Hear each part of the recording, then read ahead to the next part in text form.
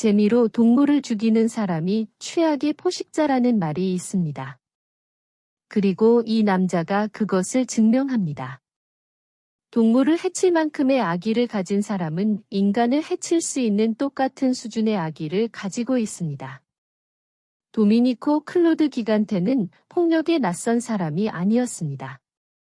개의 머리를 테이블에 내리친 적이 있을 정도로 오랜 잔혹 행위의 이력을 가진 그는 이미 걸어다니는 위험 신호였습니다.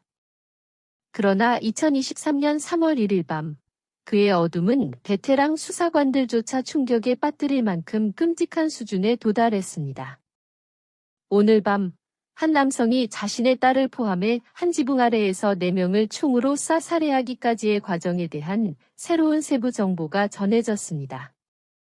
모든 것은 한 43세의 플로리다 남성이 새벽 1시 55분에 그의 여자친구의 어린 자녀들로부터 영상통화를 받으면서 시작되었습니다.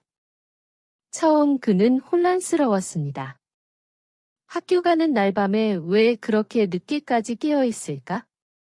여전히 잠이 덜 깬 채로 그는 전화를 받았고 겁에 질린 목소리와 오싹한 주장을 마주하게 되었습니다. 모든 가족이 죽었다는 것이었습니다. 그는 주저없이 여자친구의 집으로 달려갔고 그것이 끔찍한 오해이기를 기도했습니다. 하지만 그가 마주하게 될 상황에 대해서는 아무것도 준비되지 않았습니다. 여자친구의 아들이 방금 전화해서 부모님이 돌아가셨다고 했어요. 무슨 일인지 몰라서 막 집으로 왔어요. 할머니, 엄마, 아빠, 그리고 누나가 다 죽었어요. 남자애들만 살아남았고요. 사방에 피가 낭자해요. 벌어진 공포를 제대로 이해하기 위해서는 모든 것이 시작된 곳으로 돌아가야 합니다. 플로리다 주 브러바드 카운티의 작고 조용한 도시, 코코.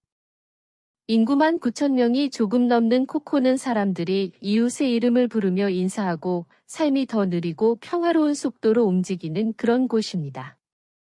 플로리다의 유명한 스페이스 코스트를 따라 위치한 이곳은 로켓 발사가 하늘을 빛의 줄기로 물들이는 케네디 우주센터와의 근접성으로 가장 잘 알려져 있습니다. 이 도시는 가족들이 자라난 집에서 늙어가고 거리는 세대를 거쳐 전해 내려오는 이야기들로 가득한 어딘가 졸린 듯한 매력을 지니고 있습니다. 그러한 이야기 중 하나는 코코라는 이름이 인디언 강 근처에 살던 한 나이든 아프리카계 미국인 여성에게서 유래했다는 지역 전설입니다. 그녀는 지나가는 선원들에게 뜨거운 코코아를 제공했고 선원들은 도착해서 그녀의 온기를 맞이할 준비가 되었다는 신호로 코코, 코코라고 외쳤다고 합니다. 신화이든 진실이든 이 이야기는 환대, 안전, 그리고 공동체라는 마을의 오랜 이미지를 담고 있습니다. 이곳의 범죄율은 통계적으로 평균 이하입니다. 수십 년 동안 코코는 사악한 것과는 거리가 먼 로켓과 은퇴자들과 더 관련이 있었습니다.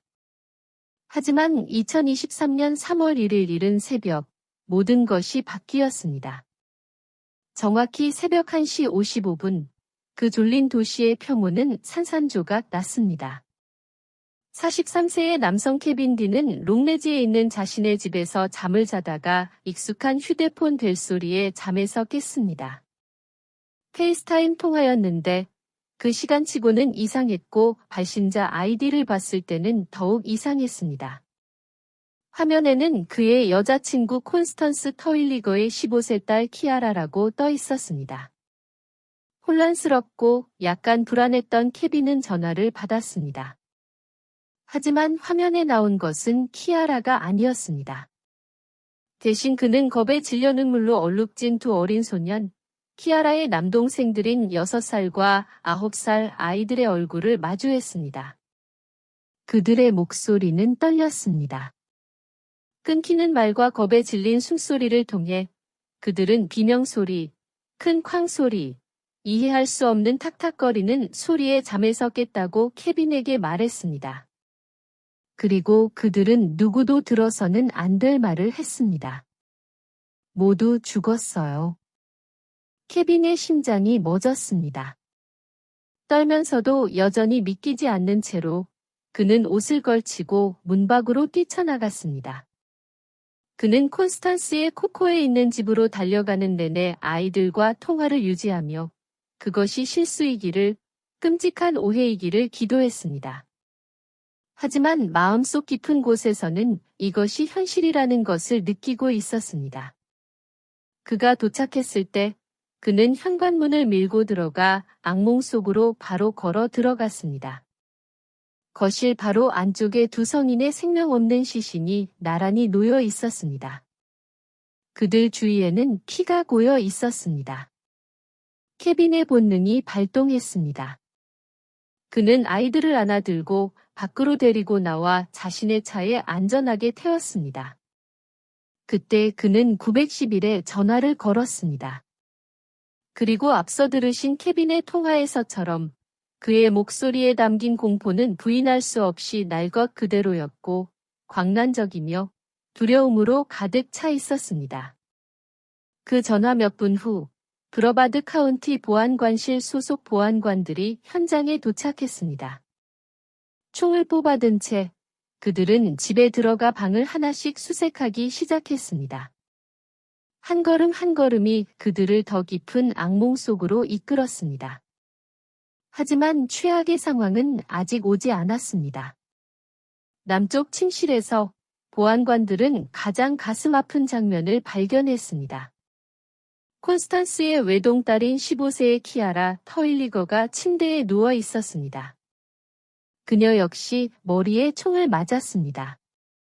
그녀 밑으로 피가 웅덩이를 이루며 퍼져나가 목숨을 잃기 바로 직전까지 잠들어 있었을 매트리스를 물들였습니다. 키아라는 단순한 희생자가 아니었습니다. 그녀는 호기심과 희망으로 가득 찬 밝고 활기찬 10대였습니다. 그녀는 예술을 사랑했고 큰 꿈을 꾸었습니다. 그녀의 죽음은 비극적일 뿐만 아니라 잔인하고 무의미하며 용서할 수 없는 것이었습니다. 경찰이 집 수색을 마쳤을 때쯤 현실이 분명해졌습니다. 3대에 걸쳐 4명의 목숨이 앗아갔고 단지 6살과 9살의 두 어린 소년만이 살아남았습니다. 그들이 목격한 공포는 결코 그들을 떠나지 않을 것입니다. 집에 있었고 이 모든 것을 목격해야 했던 아이들을 생각하면 마음이 아픕니다. 분명히 오랫동안 그들에게 영향을 미칠 겁니다. 그게 슬픈 일이죠. 감식팀이 작업을 계속하는 동안 수사관들은 케빈에게 답을 찾기 위해 의지했습니다. 누가 이런 짓을 할 수 있었을까? 누가 그토록 상상할 수 없는 폭력을 저지를 수 있었을까? 그리고 여전히 충격에 빠져있던 케빈은 사건의 방향을 완전히 바꿔놓을 이름을 댔습니다. 도미니코 클로드 기간테 24 그릿. 아직 손잡이 부분을 해야 하지만 끝났네요. 마지막 녹슨 부분을 처리해서 산화물을 빼내는데 오스포를 사용했어요. 케빈은 도미니코가 15세 키아라의 생물학적 아버지라고 설명했습니다. 두 사람은 결코 가깝지 않았습니다. 사실 키아라는 도미니코와 콘스탄스 터일리거 사이에 짧았던 2달간의 관계에서 태어났습니다. 케빈은 그 관계를 유독하고 단명했다고 묘사했습니다. 케빈에 따르면 키아라는 아버지에 대해 깊은 원망을 품고 있었습니다. 그는 그녀의 상대 부분에 부재했으며 최근에야 예기치 않게 관계 회복을 시도했습니다. 하지만 키아라는 그와 아무 관련도 맺고 싶어 하지 않았습니다. 케빈은 살인사건 전날 밤 8시 30분경 콘스턴스와 나눈 대화를 회상했습니다. 그 대화 중에 콘스턴스는 도미니코가 그날 일찍 키아라에게 불쾌하고 공격적인 메시지를 보냈다고 언급했습니다. 엿먹어 케빈은 키아라와 소원해진 아버지 사이에 오가는 대화에 대해 완전히 알지는 못했지만 긴장이 고조되고 있었음은 분명했습니다. 딸을 보호하려 했던 콘스턴스는 도미니코와의 모든 연락은 엄격하게 전화로만 유지하고 절대 직접 만나서는 안 된다고 주장했습니다. 하지만 케빈이 당시 몰랐고 수사관들이 곧 밝혀낼 사실은 훨씬 더 충격적이었습니다. 상황은 키아라와 가까운 누군가가 오싹한 주장을 제기하면서 더욱 어두워졌습니다. 이 사람에 따르면 도미니코는 최근 키아라에게 부적절한 요청을 하며 연락했다고 합니다. 그는 키아라에게 수영복을 입은 사진을 보내달라고 요청한 것으로 알려졌습니다. 형사들에게 이것은 단순히 충격적인 것을 넘어 약탈적 행동, 조종, 그리고 아마도 그가 진정으로 알지 못했던 딸을 통제하려는 강박적인 욕구를 시사했습니다. 이 새로운 정보와 함께 살인사건 수사관들은 공식적으로 도미니코를 주요 용의자로 선언했습니다. 이 사건은 이미 조용한 도시 코코를 경악시켰지만 이제는 훨씬 더 사악한 무언가로 빠르게 변하고 있었습니다. 형사들은 더 이상 무슨 일이 일어났는지 묻지 않았습니다. 그들은 왜 그랬는지, 그리고 도미니코 클로드 기간테가 정확히 누구인지를 이해하기 위해 서두르고 있었습니다. 새벽 3시 48분, 살인사건 담당 형사들이 도착했습니다. 그들은 신속하게 수색영장을 확보하고 단서를 찾기 위해 집을 샅샅이 뒤지기 시작했습니다. 그들이 가장 먼저 주목한 것 중 하나는 현관문이었습니다. 문은 힘으로 걷어차여 있었습니다. 손잡이 근처의 부츠 자국과 문틀의 손상은 그들이 이미 의심했던 바를 확인시켜 주었습니다. 살인자는 안으로 들여보내진 것이 아니었습니다. 그는 단호하고 초대받지 않은 채로 침입했습니다. 안에서 형사들은 엄청난 양의 증거를 수집했습니다. 사용된 탄피, DNA 검사를 위한 혈액 샘플, 그리고 참혹한 현장을 담은 수십 장의 사진. 각 방은 이야기의 일부를 말했고 각 시신은 순식간에 빼앗긴 삶을 보여주었습니다. 하지만 감식팀이 작업하는 동안 수사의 또 다른 부분이 시작되었습니다. 바로 그들이 책임자로 믿는 남자의 프로필을 만드는 것이었습니다. 도미니코 클로드 기간테는 1986년 7월에 태어났습니다. 그는 뉴저지와 플로리다 양쪽에서 살았지만 그의 범죄 기록이 본격적으로 늘어나기 시작한 곳은 플로리다였습니다. 형사들은 충격적인 패턴을 발견했습니다. 가중폭행, 흉기를 사용한 가중구타, 가정폭력, 마약 소지, 그리고 동물 학대까지. 특히 2008년의 끔찍한 사건에서는 개의 목을 부러뜨리고 그 몸을 테이블에 내리치며 다른 개를 칼로 찔러 죽인 혐의를 받았습니다. 이것은 문제 있는 남자의 분출이 아니었습니다. 상상할 수 없는 잔인함을 저지를 수 있는 누군가의 폭력적인 행동이었습니다. 2012년 뉴저지에서의 도로 난동 사건도 있었습니다. 보도에 따르면 도미니코는 2명의 오토바이 운전자를 급정거하고 들이받은 뒤 마체테로 위협했습니다. 그의 이름은 폭력적인 분노, 무기, 협박과 관련된 경찰 기록에 계속해서 등장했습니다. 그것은 동물에 대한 폭력, 그 다음엔 낯선 사람, 그리고 이제는 자신의 가족으로 이어지는 폭력의 확대를 보여주는 초상이었습니다. 그럼에도 불구하고 이 끔찍한 이력에도 불구하고 도미니코는 자유인이었습니다. 대부분의 그의 판결은 보호 관찰이나 짧은 징역형에 그쳤습니다. 그의 행동이 더 어둡고 불규칙해졌음에도 불구하고 그는 어떻게든 법망을 빠져나갔습니다. 형사들은 거기서 멈추지 않았습니다.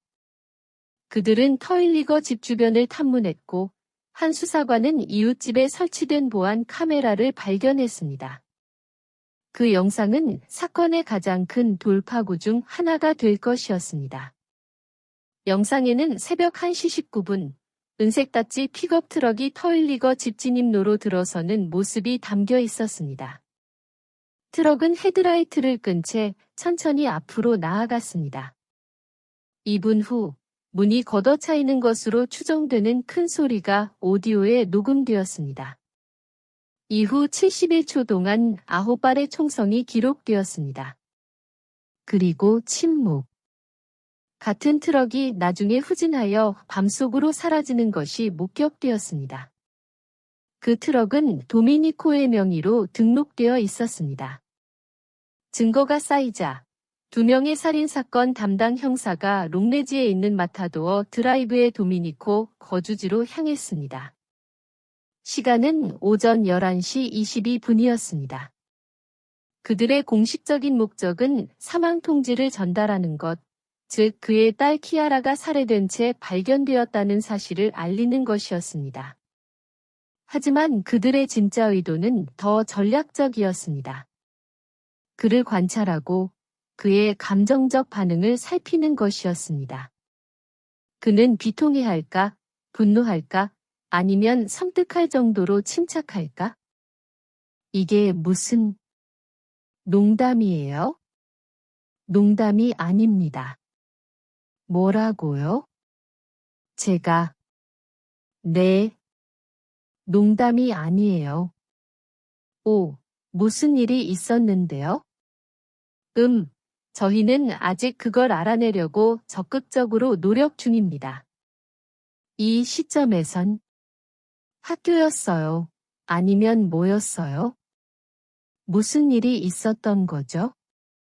말씀드린 대로, 선생님, 안타깝게도 저희는 아버님께 알려드리고 싶었습니다. 저도 선생님과 같은 질문을 가지고 있습니다. 집에 있었나요? 학교에 있었나요? 버스 정류장에서 그런 일이 있었나요? 남자친구 때문인가요? 저희는 선생님께서 그 점에 대해 도움을 주실 수 있기를 바랍니다. 경찰서로 오셔서 저희와 이야기 좀 나눠주시겠어요? 지금은 안 되겠어요. 이걸 좀 받아들일 시간이 필요해요. 이건 도미닉, 하지만 그들이 당신과 얘기해야 해요. 당신은 그가 약간의 이해합니다. 저희는 선생님의 딸에게 무슨 일이 일어났는지 알아내려고 노력하는 중입니다. 선생님. 와서 저희와 이야기해 주시면 저희에게 좀 더 많은 통찰력을 줄 겁니다. 네, 저희는 많은 정보를 종합하려고 노력 중이에요. 아시다시피 저는 테이블도 있고 개들도 깨어 있고 담배 한 대 필 수 있을까요? 제 말은 말씀하신 대로 저는 이걸 어디서부터 시작해야 할지조차 모르겠어요. 이건 현실 같지가 않네요. 죄송합니다. 실례합니다. 이건 현실 같지가 않아요. 가서 그들과 얘기해야 해요. 저희 보안관실을 대표해서 애도를 표합니다. 같이 가주실 건가요? 걔는 학교에 있어야 해요. 네, 지금쯤 학교에 있어야 하죠.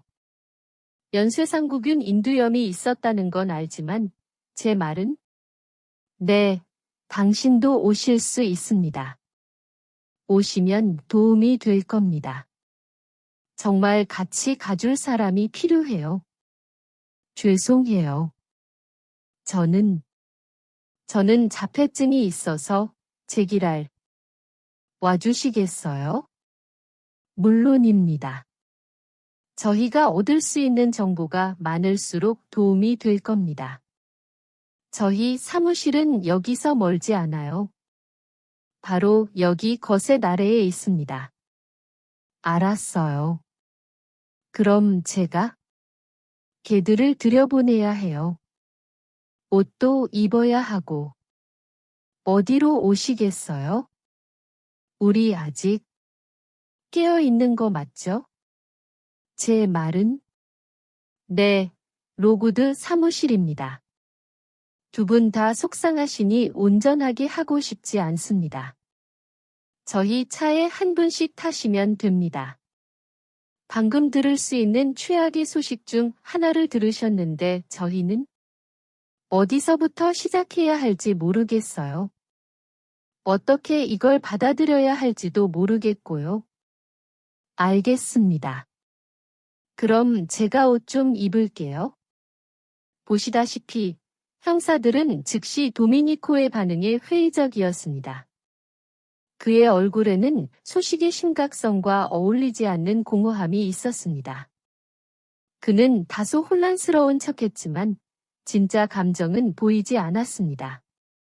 눈물도 없었고 자신의 딸이 냉혹하게 살해당했다는 소식을 듣고 무너지는 모습도 없었습니다. 경찰관들은 슬퍼하는 것이 아니라 믿기지 않는 척하는 남자를 관찰했습니다. 소식을 들은 직후 도미니코와 그의 룸메이트는 소지품을 챙기기 위해 잠시 집으로 돌아갔습니다. 안에서 일어난 일은 수사를 완전히 뒤흔들었습니다. 룸메이트에 따르면 둘만 남게 되자 그는 도미니코에게 다가가 무겁게 맴돌던 질문을 던졌습니다. 내가 이 짓을 했어? 도미니코는 망설이지 않았습니다. 그는 룸메이트를 쳐다보며 침착하게 대답했습니다. 그래? 내가 걔를 3번 쐈어. 이제 너랑 나뿐이야. 우린 뭉쳐야 해. 이겨낼 수 있을 거야. 그것은 두려움이나 후회 속에서 한 고백이 아니었습니다. 그것은 차갑고 계산적이며 충격적일 정도로 무미건조했습니다. 그들이 집을 나선 후 형사들은 도미니코와 룸메이트를 별도의 차량에 태워 경찰서로 이송했습니다. 두 남자의 차이는 극명했습니다. 한 차에는 도미니코가 앉아 있었고 눈에 띄는 고통이나 슬픔은 보이지 않았습니다. 딸이나 수사에 대해 묻는 대신 그는 지구온난화와 환경에 대해 이야기하기를 선택했습니다. 경찰관의 등골을 오싹하게 만드는 현실과 동떨어진 생각의 흐름이었습니다. 두 번째 차에서는 룸메이트가 감정적이었습니다. 그는 좌절과 슬픔을 참을 수 없었습니다. 그리고 형사 옆에 앉아 그는 입을 열기 시작했습니다. 그는 살인사건 전날 밤에 들었던 매우 충격적인 사실을 털어놓았습니다.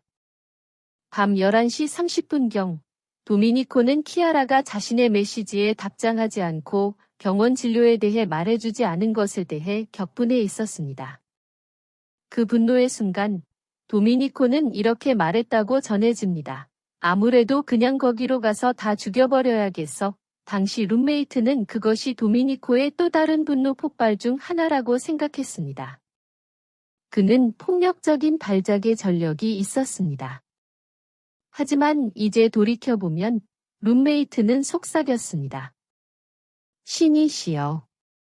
내가 알았어야 했는데 그는 또한 도미니코가 총기에 매우 익숙하며 살인의 룸메이트 자신의 총을 사용했을 가능성이 높다고 밝혔습니다. 이를 뒷받침하기 위해 그는 형사들에게 자신의 집 초인종 카메라 영상을 제공했습니다. 그 영상에는 터일리거 집에서 첫 총성이 울리기 불과 23분 전 도미니코가 권총을 들고 은색 다치 픽업 트럭에 타는 모습이 담겨 있었습니다. 같은 카메라는 나중에 마지막 총성이 울린 지 불과 19분 후에 도미니코가 집으로 돌아오는 모습을 포착했습니다. 증거가 쌓이고 암묵적인 자백과 목격자 진술이 더해지자 형사들은 도미니코를 직접 대면할 준비가 되었습니다.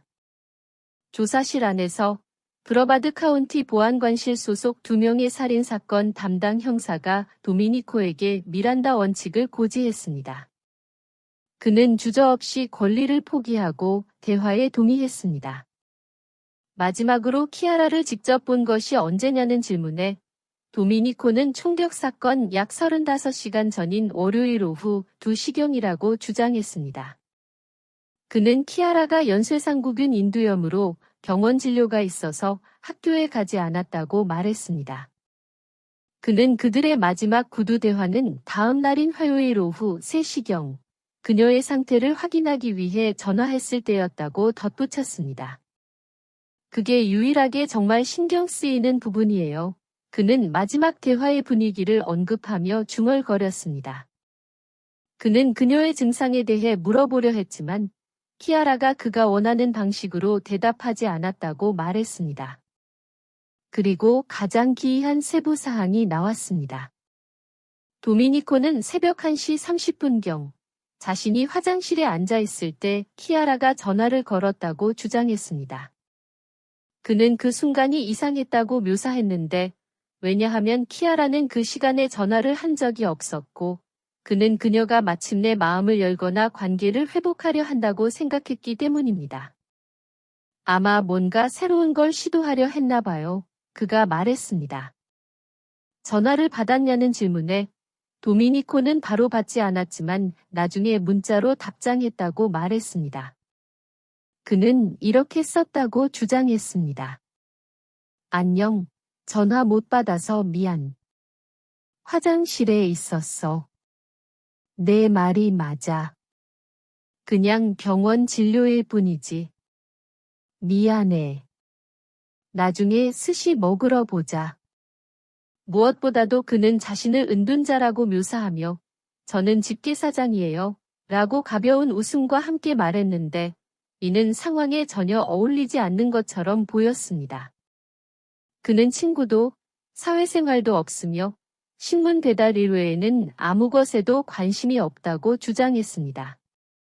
그에 따르면 그의 밤은 예측 가능했습니다. 저녁 6시에 잠자리에 들어 새벽 1시경에 일어나 운동을 하고 신문 배달을 준비했습니다. 그는 총기 소유를 부인했습니다. 그는 이를 위해서가 아니면 절대 집을 나서지 않았다고 주장했으며 살인사건이 일어난 밤에 다른 누구도 그의 은색다치 픽업 트럭을 사용하지 않았다고 분명히 했습니다. 하지만 그의 말을 듣고 있던 형사들은 이미 점들을 연결하기 시작했고 증거는 다른 이야기를 하고 있었습니다. 그들은 도미니코의 눈을 똑바로 쳐다보며 모순점에 대해 질문했습니다. 그는 그날 밤 어디에도 가지 않았다고 주장했지만 자신의 집 초인종 카메라의 감시 영상은 다른 것을 보여주었습니다. 그의 트럭은 분명히 진입로에서 빠져나가는 것이 영상에 포착되었습니다. 그 영상과 마주했을 때 도미니코는 순간 놀란 듯 보였지만 잊어버렸을 것이라며 재빨리 무시했습니다. 그러고는 짐 하퍼라는 남자의 집에 마리화나를 피우고 불 옆에 앉아있기 위해 갔다고 모호한 변명을 했습니다. 형사들은 그 이야기를 확인하기 위해 하퍼의 연락처를 물었습니다. 도미니코는 없다고 말하기 전에 망설였습니다. 그 망설임, 그 멈춤은 그의 신중하게 연습된 외관에 생긴 첫 번째 균열이었습니다. 형사들은 더 압박했습니다.